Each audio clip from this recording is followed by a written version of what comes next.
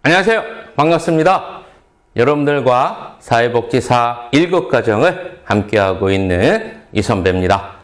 오늘은 1-2-3강 과학 철학에 대해서 수업을 나가도록 하겠습니다. 여러분 행복하시나요?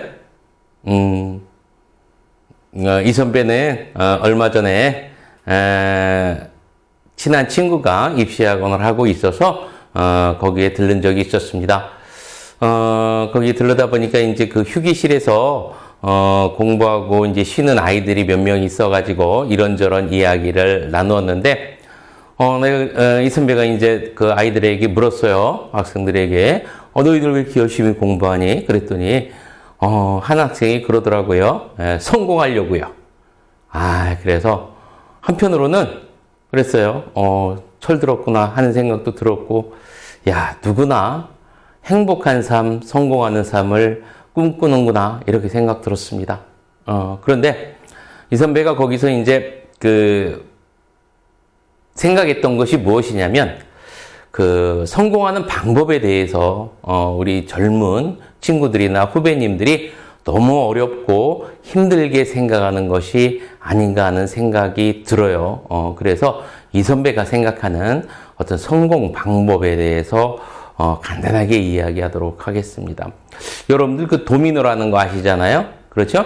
작은 칩들을 이제 쭉 세워놓은 거, 조그만한 상자라든지 이런 것들을 이제 쭉 세워놓잖아요. 그죠? 그래서 도미노의 어떤 첫 시작은 아주 작은 도미노, 아주 작은 그 칩으로부터 시작해가지고 마지막에는 엄청나게 큰 이제 도미노를 이제 넘어뜨리는 그런 것을 말을 하지요. 그래서 이제 그런 것들을 일반적으로 이제 도미노 현상이라고 이야기합니다. 이 선배가 생각하기에 인생도 그런 것 같아요. 여러분들이 스스로 원하는 삶을 살고 싶다면 아주 작은 변화부터 시작하면 됩니다.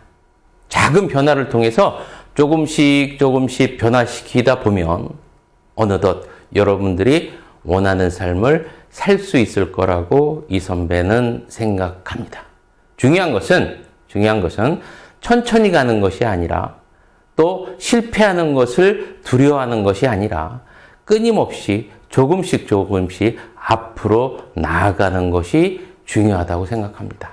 그러면 언젠가는 분명히 여러분이 원하는 행복한 삶, 성공하는 삶이 앞에 나타날 거예요. 사회복지사 1급 시험 역시 여러분 인생의 첫 도미노가 되길 이 선배는 기원하면서 오늘 수업 들어가도록 하겠습니다. 자, 이제 무조건 이제 수업 시작은 전 시간 복습으로부터 시작하죠. 자, 인식론에 대해서 이제 저번 시간 공부했었죠? 예. 다시 한번 보도록 하죠. 인식론 처음에 뭐에 대해서 공부했었어요? 실증주의에 대해서 공부했어요. 실증주의를 뭐라고도 했죠? 예, 경험주의라고도 했죠.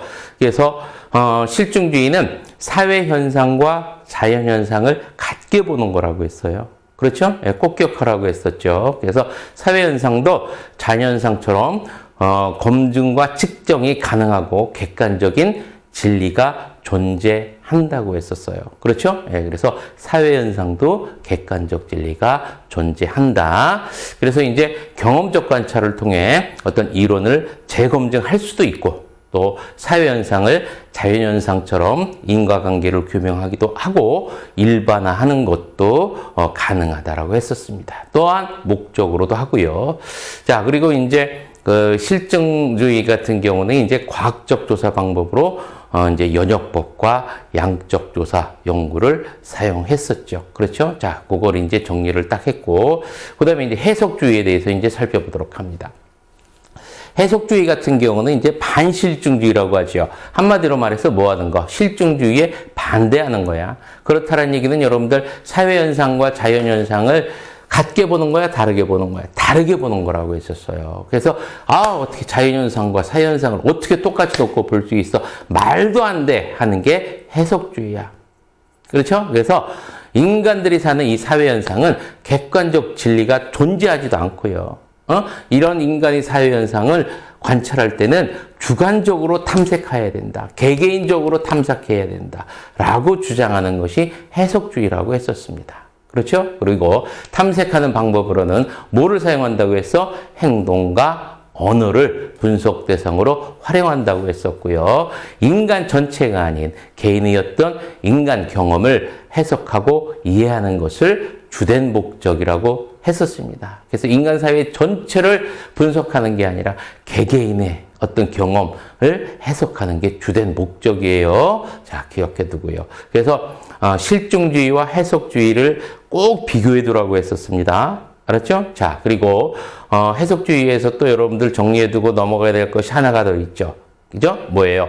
어떤 사회적 행동을 행위자 입장에서 이해하려고 한 거예요. 조사자 입장, 주관적으로 보는 게 아니라 행위자 입장에서 이해하려고 했다라는 거 정리해 두면 되겠죠.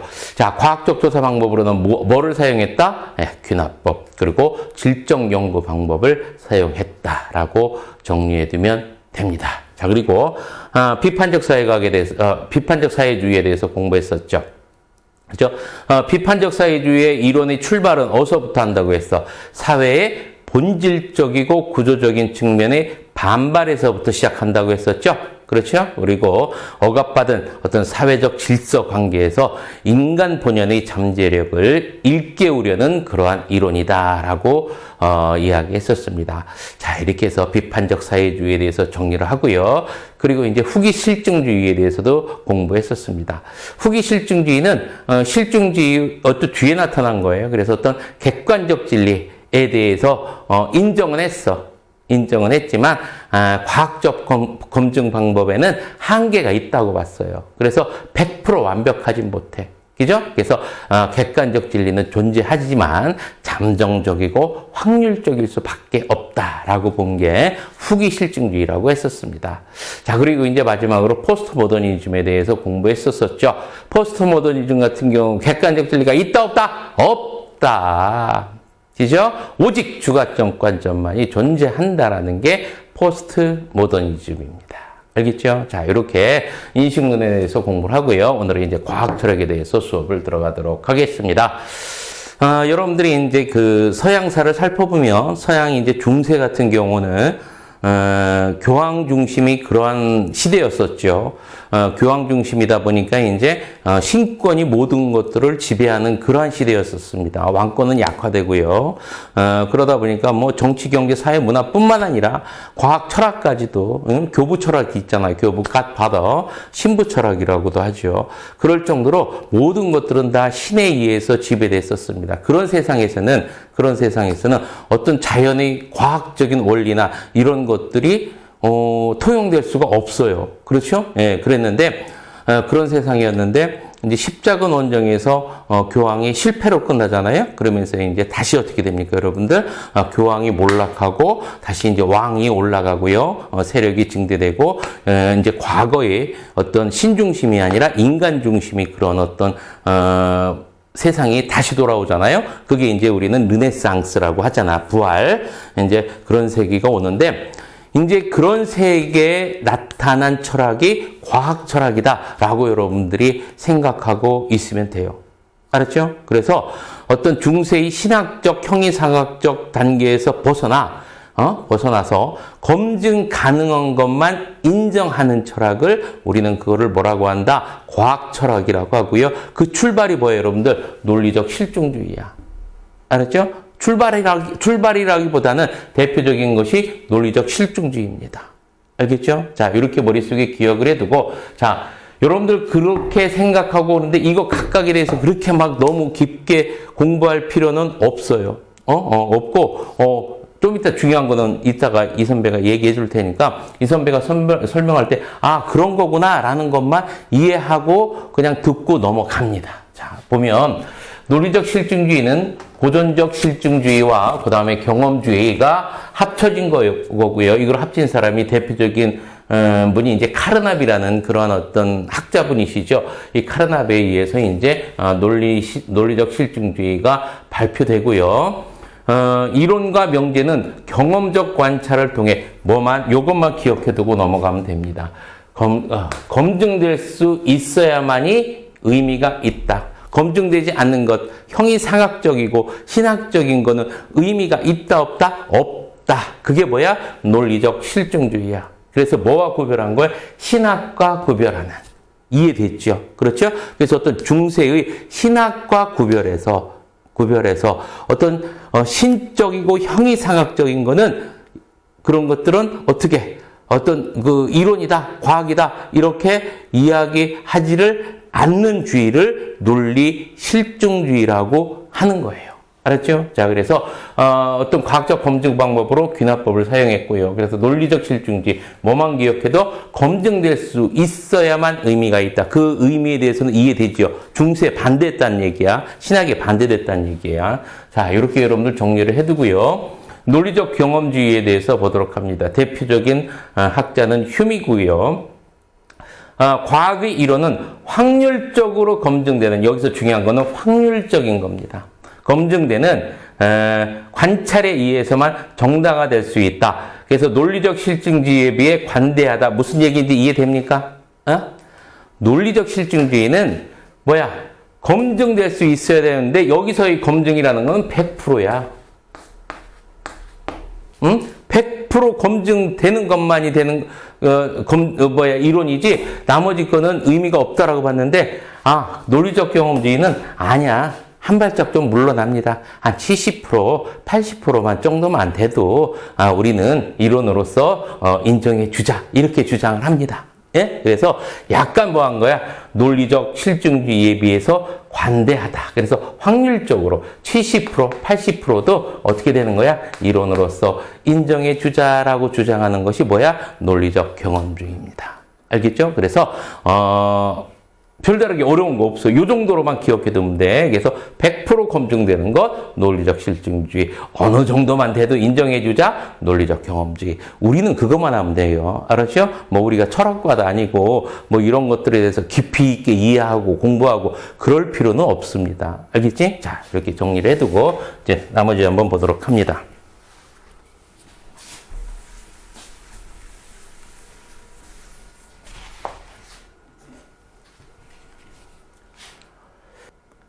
자, 반증주의 보도록 합니다. 반증주의는 칼 포커에 의해서 이제 주장되는 이론인데요. 한번 보도록 하겠습니다. 과학은 기존 이론, 가설의 모순을 입증하는 것으로부터 시작한다라고 나옵니다. 여기서 중요한 거는 기존 이론이야. 기존 이론의 모순을 어떻게 하는 거? 입증하는 거. 기존 이론의 모순을 입증하는 것으로부터 시작한다. 한마디로 말해서 여러분들, 이 반증주의자들은 과학이라는 거는 이제 처음부터 뭐를 꼼꼼히 연구하고 발표하고 뭐하고 살펴보고 이런 것이 아니라 기존에 있던 이론을 꼼꼼히 살펴보는 거야. 뭐 잘못된 거 있나 없나. 우리 사람도 그런 사람이 있잖아. 그죠? 잘못된 것만 봐. 좀 긍정적인 거를 좀 보고 좀 이렇게 살지. 그렇지 않고 잘못된 것만 보는 거야. 이렇게. 그래서 잘못된 게 있으면 이렇게 좋아하고. 그런 사람들, 반증주의자들. 그래서 과학은 잘못된 것을 알아내는 것으로부터 출발해야 된다라고 하는 사람들이 반증주의자들입니다. 그래서 기존의 증거, 기존의 이론을 반대한다라고 해서 반증주의자야. 알았지? 자, 이렇게 기본적인 개념 이렇게 정리를 해두고요. 그래서 이제 반증 가능성이 높으면 의미가 있는 이론이다라고 이제 이야기합니다. 자, 그래서 과학적 혁명에 대해서 다음에 이제 수업에 들어가는데 중요합니다. 여기서 이제 80-90% 정도는 여기서 이제 나온다고 봐야 돼, 문제가. 알았지? 예, 자, 이렇게 한번 보는데 한번 과학적 혁명을 한번 보도록 합니다. 이제 패러다임이 여기서 제일 중요하죠. 이제 코마스 코네에 의해서 이제 주장이 되고요. 패러다임에 대해서 이야기가 나옵니다. 이제 패러다임이라는 거는 첫 번째, 과학자들이 현상을 바라보는 관점 또는 도식이래요. 과학자들이 바라보는 관점이래요. 그러면 일반인이 아니라 과학자들이야. 그러면은 이 패러다임을 선택하는 거는 누구라는 얘기야? 과학자들이라는 얘기야. 알겠죠? 그래서 과학자들에 의해서 선택을 해요. 이게 패러다임이야. 그러면 그러면 이 선택되어진 패러다임이 한 시대 전체가 공유하는 뭐가 된다는 얘기야? 이론이나 방법이 된다는 이야기야. 알겠죠? 그래서 과학자들이 패러다임이야. 그러면은 우리는 어떻게 되는 거야? 알겠사옵니다. 그게 이론 패러다임입니다. 이렇게 따라한다는 얘기야. 알겠죠? 그래서 일반인이 선택하는 게 아니라 과학자들에 의해서 선택되어진 것들을 일반 전체가 공유한다라고 여러분들 머릿속에 기억을 해두고요. 자, 2번 봅니다. 패러다임의 우월성을 비교할 객관적 기준은 없고요. 패러다임은 누적되지 않고 혁신적이다. 그리고 하지만 한 시기에 여러 가지 패러다임이 공존할 수 있다라는 겁니다. 이거 무슨 뜻인지 알겠습니까? 잘 모르겠어요? 그러면 간단하게 잘 듣습니다. 여러분들, 이 과학적 혁명에서의 패러다임, 과학의 발전은이죠. 우리가 이제 일반적으로 생각하기에 뭐 발전하고 그러면 이제 뭐 누적적으로 이제 1단계, 2단계, 3단계, 4단계 이렇게 올라가면서 발전한다고 생각하는 거잖아요. 그죠? 그런데 과학적 혁명에서의 발전이라는 거는 그런 게 아니에요. 과학적 혁명에서의 발전이라는 거는 아예 없어. 없는 거야. 없어. 그래서 어떻게 하는 거냐면 기존의 이론이 있어요. 그러면 그 이론이 뭔가 잘못돼. 그러면 기존의 이론을 완전 없애버리고 새로운 이론이 또 등장한다는 얘기야. 이해됐어요? 발전하는 게 아니야. 머릿속에 꼭 기억해둘 거. 발전이란 말이 있을 수가 있어? 없어. 발전하는 게 아니야. 알았죠? 자, 그래서 새로운 것들이 그냥 등장하는 거야. 자, 그럼 한번 봅니다. 패러다임의 우월성을 비교할 객관적 기준이 없다. 이해됩니까? 안 됩니까?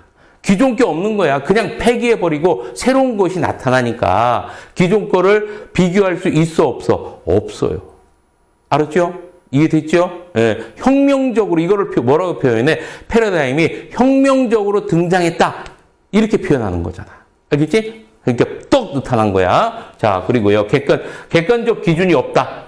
이해돼요? 안 돼요? 왜? 비교할 기준이 없잖아. 기존 거를 폐기해버렸으니까. 그렇죠? 예, 객관적 기준이 없고요. 패러다임은 누적되지 않는다. 누적적이지 않다는 얘기야. 그렇죠? 왜? 폐기해버렸잖아. 그러니까 누적되지 않지. 그러니까 그것만 이해하면 이거 외울 필요도 없어. 그래서 이거를 새로운 것이 그냥 떡 나타났으니까 이거를 뭐라고 표현해? 우리는 혁신적이다라고 표현을 하는 거야. 알겠죠? 과학적 혁명 패러다임 꼭 기억해 두고. 하지만 한 시기에 여러 가지 패러다임은 공존할 수 있다라는 것까지 여러분들이 머릿속에 기억을 해둡니다. 예를 들어서 그냥 여러분들 중세 때 아까 얘기했지만 누가 중심이 됐었어? 하나님. 그렇죠? 신학 중심이었잖아. 그렇죠? 그래서 이제 어떻게 되는 거야? 지금은 가만히 있고 하늘이 돌아. 그걸 뭐라고 했어? 천동설이잖아. 그죠? 그런데 천동설이 발전해가지고 지동설이 된 거야? 아니잖아. 그렇죠? 천동설이 어떻게 된 거야? 없어. 지구 어떻게 된 거야? 지동설이 나타난 거잖아. 그렇죠? 이걸 뭐라고 하는 거야? 과학적 혁명이라고 하는 거예요. 알겠죠? 자, 이해됐죠? 예, 자, 이렇게 되고 제일 중요해. 여기서는 여러분들 공부한 것 중에서 제일 중요한 거니까 토마스 쿤의 과학적 혁명, 패러다임에 대해서는 여러분들이 잘 정리하고 넘어가야 됩니다. 자, 예, 지우고 뒤에 한번 보죠.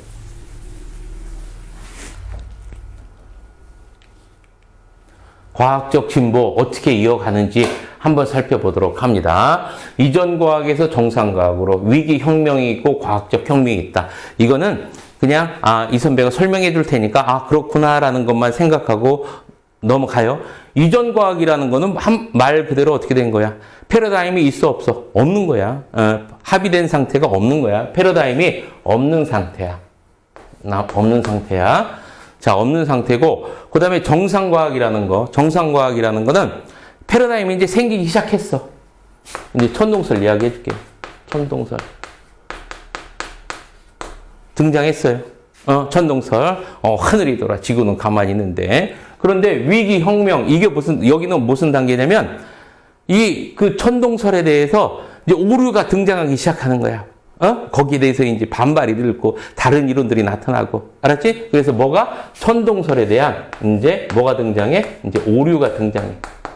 그러니까 어떻게 되는 거예요? 천동설에서 이거 안 되겠구나. 그래서 이제 공급에 했던 중에 누군가 아니야, 지구가 도는 거야 라고 등장을 합니다. 새로운 패러다임이 등장하는 거죠. 그렇죠? 그게 뭐예요, 여러분들? 코페르니쿠스의 지동설이 등장하잖아요. 그래서 새로운 뭐가 확립되는 거야? 우주관이 확립되는 거잖아. 그렇지? 이렇게 진행되는 겁니다. 과학적 혁명은 이렇게 진행된다라는 거 정리를 딱 해두고, 자, 이제 문제를 풀어보도록 합니다. 이거 별거 아닌데 여기서 이제 문제가 좀 잘 나와요. 자주 나오니까 여러분들 잘 받습니다.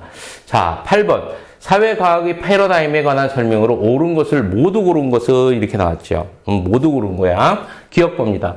사회과학의 패러다임이 폐기된 경우는 자연과학의 패러다임에 비해 흔하지 않다라고 나오는데 그렇습니까? 안 그렇습니까? 예, 그래요. 이거는 이제 여러분들이 알아두세요. 이렇다라는 거 알아두고. 자, 이는 한 시기에 여러 패러다임이 공존할 수 있다. 이건 맞죠. 우리 공부했던 거고. 토마스 쿤은 패러다임의 변화를 점진적인 것이 아니라 혁신적인 것으로 봤다. 팍 바뀌는 거야. 그죠? 맞고요. 일반적으로 패러다임의 우열을 가릴 수 있는 객관적 기준이 있다고 해서 없다고 해서 없다고 했잖아. 전기가 완전히 없어져 버리는데 비교할 게 있어 없어? 없잖아. 그렇죠? 그러면 뭐야? 기억, 니은, 디귿. 그러면 기억, 니은, 디귿 1번이 되겠네요. 자, 그래서 8번의 정답은 1번.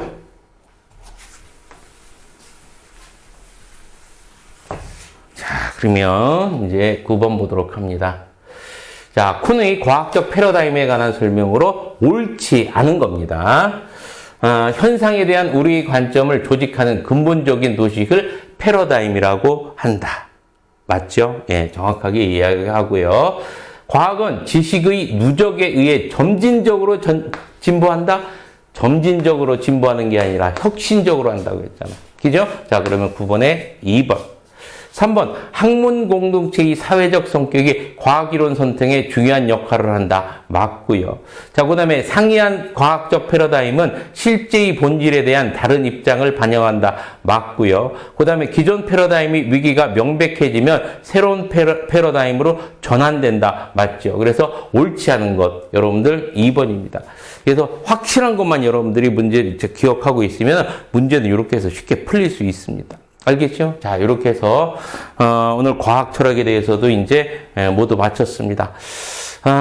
이제 과학 철학 인식론 해가지고 철학 부분에 대해서는 이제 다 끝난 것 같아요. 다음 시간부터는 이제 본격적으로 그 조사론에 대해서 수업을 나가는데. 다시 한번 얘기지만 어려운 거 하나도 없습니다. 한 단계 천천히 밟고 올라가 보면은 언젠가는 여러분들이 다 끝나고 다 알 수 있는 그런 단계가 분명 와요. 알았죠? 이 선배도 그렇게 해봐서 그건 압니다.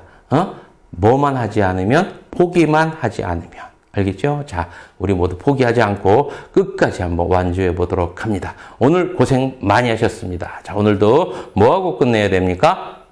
그렇죠. 파이팅. 자, 오른손 들고 파이팅 한번 크게 외쳐봅니다. 파이팅!